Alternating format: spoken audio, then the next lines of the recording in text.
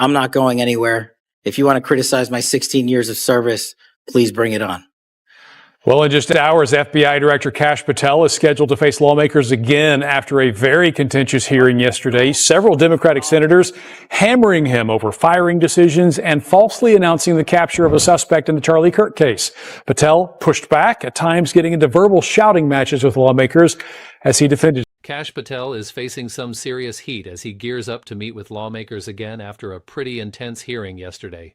He really got into it with several Democratic senators who were grilling him over his firing decisions and the misleading claim about catching a suspect in the Charlie Kirk case. It got pretty heated, with Patel shouting back as he defended his record, but honestly, it seems he just hit a new low. Now, here's where it gets even more interesting. A federal judge has thrown down the gauntlet, threatening Patel with immediate arrest due to some serious allegations. This has sparked a lot of buzz about an imminent arrest and whether Patel is in panic mode as his involvement in Trump-related investigations catches up with him. Lots of viral videos are out there claiming he's about to be arrested and that he's clearly in distress, urging viewers to watch before he gets removed. But here's the thing. If we look closely at what's actually documented, the picture changes quite a bit. As of March 13, 2026, Patel is still the active director of the FBI, and there's no legitimate threat of arrest hanging over him. No credible reports show he's under any kind of criminal investigation, and he definitely doesn't seem to be panicking based on solid reporting. So what's true? There are two main points worth noting, neither of which involve an imminent arrest. First up, on March 4th, the Campaign Legal Center, which is a left-leaning ethics watchdog group, filed a complaint claiming Patel needs to reimburse the government for more than 10 trips he took, which they say were more for personal reasons. One of those trips included a hockey gold medal game at the Olympics after a brief operational briefing in Milan. This complaint has been referred to an inspector general. It's really an ethics inquiry, not a criminal charge or a Department of Justice prosecution. It's just a standard process where they assess travel expenses, figuring out if any reimbursement is actually owed. So while the drama unfolds, it's essential to separate the hype from what's really going on. Last week, 12 specialists focusing on Iran were let go, and with everything happening between the U.S. and Iran right now, this action has raised a lot of eyebrows. People are genuinely concerned about what these firings mean for our intelligence efforts, especially when we're dealing with an ongoing military conflict. It's important to note that no charges have come from these dismissals, and there's no criminal investigation happening either, but those firings are a big deal. They could impact U.S. intelligence capabilities during the Iran war. However, it's not being treated as a criminal issue.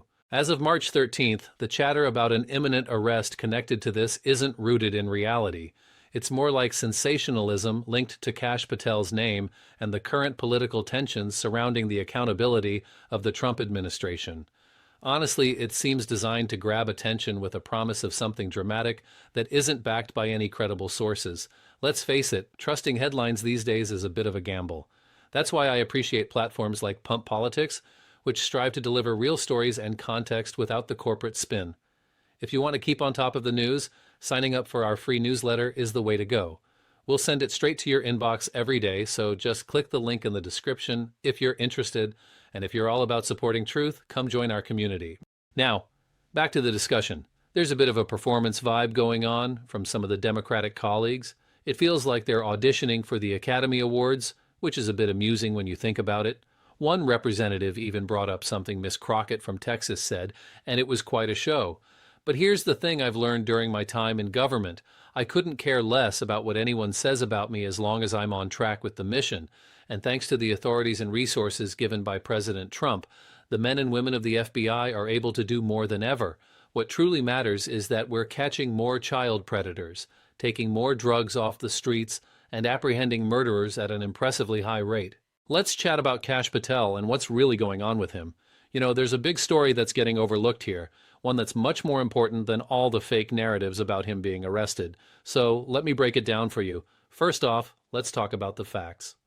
On March 10th, 2026, the FBI was able to capture Samuel Ramirez Jr., a guy who was on their 10 most wanted list in Culiacan, Mexico. This happened just about an hour after his name was added to that list. This is a solid win for law enforcement, and guess who announced it? That's right, Kash Patel. He's out there highlighting these successful operations while an inspector general complaint regarding travel reimbursements is going through the usual ethics review process. Patel isn't hiding out or panicking like some stories would have you believe. He's clearly busy making high-profile announcements, proving that he's still very much in the game. Now, there's this Campaign Legal Center complaint that was filed on the 4th of March, which actually matters. It's real, and there's a lot to unpack here without inflating it into some dramatic arrest story. The Campaign Legal Center, a watchdog group that watches for ethical issues in politics, alleges that Patel used government planes for personal trips more than 10 times, with the Milan trip being the most well-documented example. It's honestly hard to believe they're more focused on sensationalized arrest rumors than the actual issues at hand. The contrast between Patel's documented successes and the wild speculation around him really highlights how some narratives are created to draw attention rather than inform. So, there's this ongoing situation with Kash Patel that's been making waves.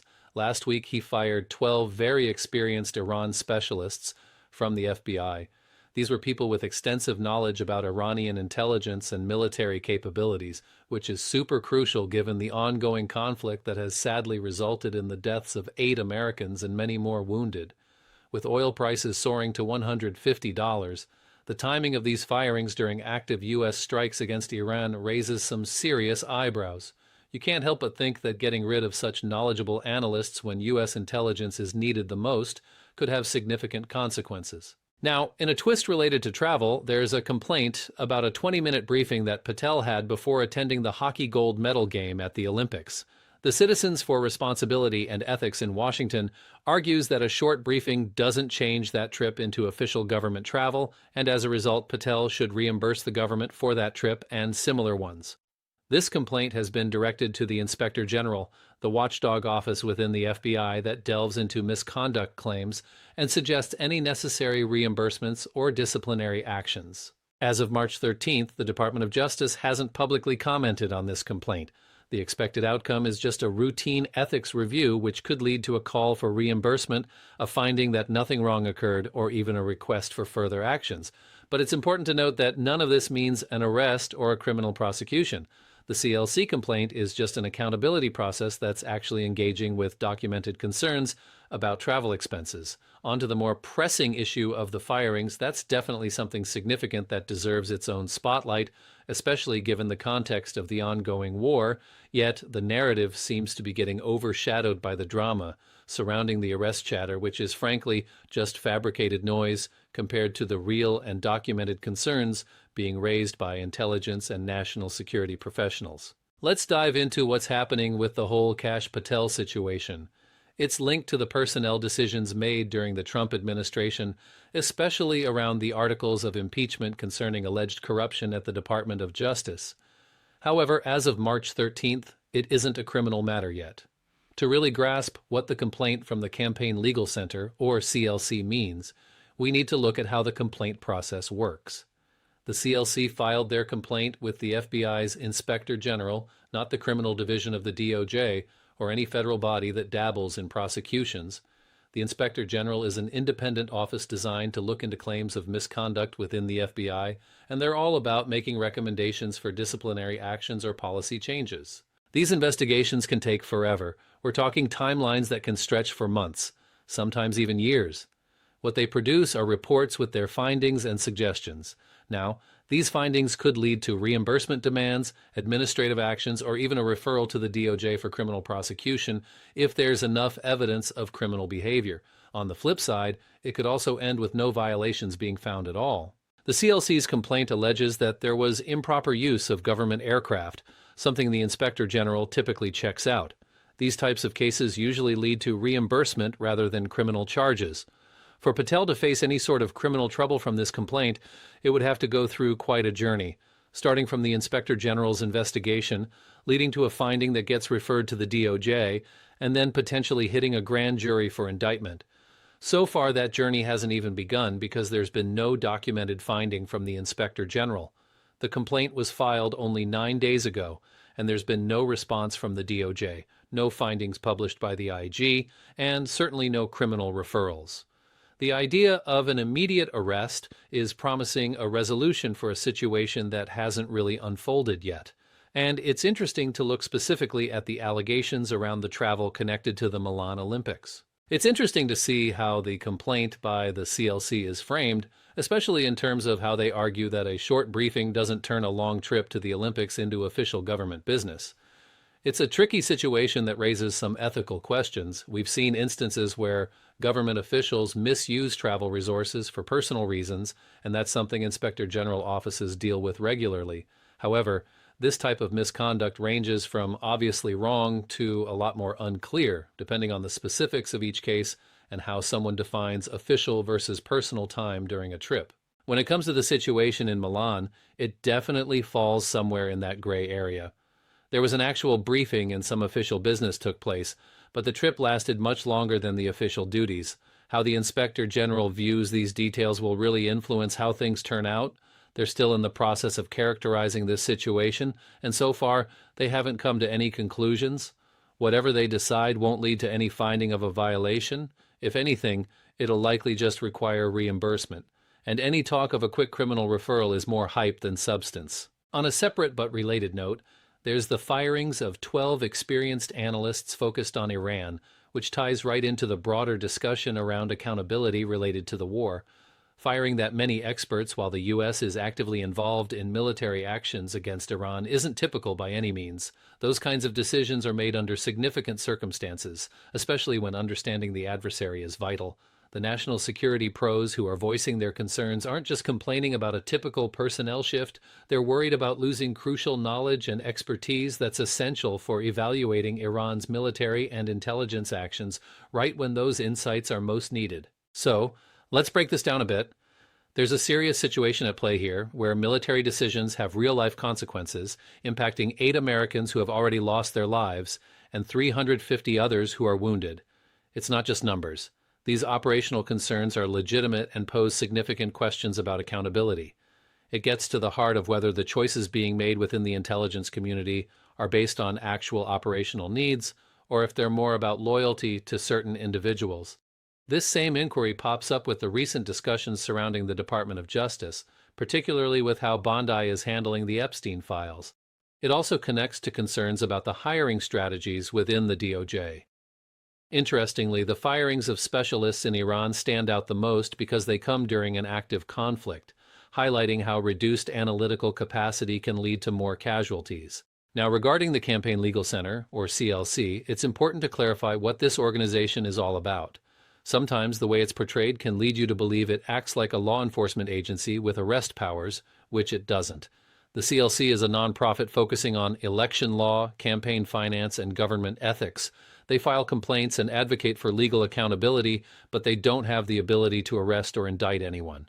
Their role is to file complaints with bodies that can investigate and make recommendations. When the CLC filed a complaint with the FBI Inspector General, it was to a body that can investigate and suggest actions, but again, not prosecute. For that complaint to lead to any sort of criminal prosecution, it has to go through a lengthy process, from the Inspector General to the DOJ, then to a grand jury before finally reaching the point of indictment. As of the 13th of March, the CLC is simply following the appropriate channels for advocacy and patiently waiting for the process to unfold. That journey is valid and important to monitor, but it's not an arrest situation. Understanding the political backdrop to these Patel-related stories is crucial to grasping why there's a lot of chatter surrounding these fake arrest claims. You know, it's really interesting how certain stories manage to grab attention, especially when they're documented and significant enough to warrant ongoing coverage without all the extras. Take Kash Patel, for instance. He became the FBI director at a time when his loyalty to Trump was a hot topic. Critics were concerned about it, while supporters saw it as a key qualification. Now, during the Iran war, Patel's leadership at the FBI is under scrutiny by those keeping an eye on oversight. They're asking whether political loyalty is taking precedence over the true investigative and analytical roles of the FBI. When you look at the articles of impeachment, it's clear that the allegations against the Department of Justice are serious, and they're gaining steam from various angles. With approval ratings between 39 to 40% and nearly 60% opposing the Iran war, plus significant casualties and high oil prices, there's a lot going on. Patel is also involved in an active perjury investigation, and there's bipartisan support for a subpoena related to some serious accusations. The conversation around his potential arrest is a distraction that tries to suggest a dramatic conclusion, but the real processes aren't necessarily designed to meet those expectations within the promised time. What happens when that anticipated arrest doesn't occur? It leaves people feeling disappointed, and that can hurt the genuine push for accountability tied to Patel's actions at the FBI, especially concerning the firings of Iran specialists and the personnel decisions that raised questions. The entire narrative regarding the DOJ's supposed corruption often takes a back seat whenever talk of fake arrests overshadows everything else connected to Patel. This story revolves around a documented pattern, from how the Epstein files were managed to the findings of bipartisan subpoenas pointing to federal violations. Patel's decisions, particularly his role in the Iran specialist firings, fit into that overarching narrative about whether the FBI's real functions are in service to the law or to political interests. This is a pressing issue that has substantial institutional importance, and it deserves a thorough investigation through proper oversight channels, including the CLC complaint. Let's dive into what's really happening with Kash Patel and the confusion around his situation. There's a lot of chatter about potential arrests and investigations, but when we break it down, it just doesn't hold up. First off, the idea that Kash Patel is facing immediate arrest is pure fiction, a total fabrication with no credible support behind it. In reality, he's the current FBI director and isn't under any criminal investigation, so there's no real danger looming over him. Just to give you an example, he publicly announced the capture of a major fugitive named Samuel Ramirez Jr. in Mexico back on March 10th, shortly after the list went out. That's quite a feat, and it shows he's doing his job, not hiding from arrest. Now let's talk about that CLC complaint. It's important but not the explosive issue some folks are making it out to be. This isn't about criminal charges or anything like that. It's more about an ethics inquiry into travel reimbursements. The complaint, which was filed on March 4th, points to over 10 questionable trips on government planes, including one related to the Milan Olympics and a 20-minute briefing that led to attending a hockey game. But really, no serious legal repercussions are expected. It's just a routine ethics review from the Inspector General. So when you hear about an imminent arrest, keep in mind that it's just misleading noise. The CLC complaint is indeed legitimate and something to watch, but it's all part of an institutional process that takes time and usually ends with some reimbursement findings, not criminal charges. On a more serious note, the firings of the Iran specialist really stand out as the most significant part of Patel's story. 12 experienced analysts were let go during an active conflict, and that has raised concern among national security professionals. With 8 Americans dead and 350 wounded from the conflict, there's a strong sentiment that removing expertise at such a critical moment could impact our analytical capabilities. This decision ties back to allegations of corruption within the DOJ, making it a crucial point to follow. As of March 13, 2026, there's really no credible threat of arrest for Kash Patel, who's currently serving as an active FBI director. Just a few days before, on March 10th, he made headlines by announcing the capture of 10 most wanted fugitive Samuel Ramirez Jr. Now let's talk about the Campaign Legal Center. They filed a complaint on March 4th claiming that there were more than 10 improper government plane trips, which even included a Milan Olympics extension that went beyond a brief 20-minute meeting. But here's the thing. This complaint doesn't mean we're looking at any kind of criminal investigation or even an arrest. It's more of an ethics inquiry handled by the Inspector General. So far, there's been no response from the Department of Justice, and typically, what we can expect from this is just a routine ethics review. What's interesting is that while this drama unfolds, Patel made a significant personnel decision last week when he fired 12 experienced Iran specialists just as U.S. military strikes against Iran were happening. Again, no charges have been filed, and no criminal investigation is underway for those firings, but they do raise operational concerns for U.S. intelligence during an active conflict, which has sadly led to the loss of 8 American lives and left 350 wounded. There's all this hype about an imminent arrest, but it seems more rooted in sensationalism than actual documented evidence. What we're really looking at are legitimate stories regarding the ethics inquiries surrounding the Campaign Legal Center's complaint and Patel's controversial firings. These are substantial events that don't need any exaggeration to be noteworthy. The narrative around accountability within the Department of Justice, stemming from past controversies, including issues related to Bondi's handling of the Epstein file, is very real, and it's all building towards a significant reckoning that Trump himself cautioned his party about back in January. The hype about a dramatic criminal resolution just doesn't match the reality we're seeing on the ground. There's a process happening right now that's all about accountability, shaping up through complaints to the Inspector General, subpoenas from Congress, court findings, and the results of special elections. This approach is more methodical and might not have that instant thrill, but it's grounded in reality and ultimately delivers real outcomes. That wraps up today's update. If you stuck around to the end, thanks for tuning in. Don't forget to hit that subscribe button and check out the newsletter. Keep an eye out, because as we dive into this genuine fight for accountability, we'll be right here covering every development as it happens. I'll catch you in the next one.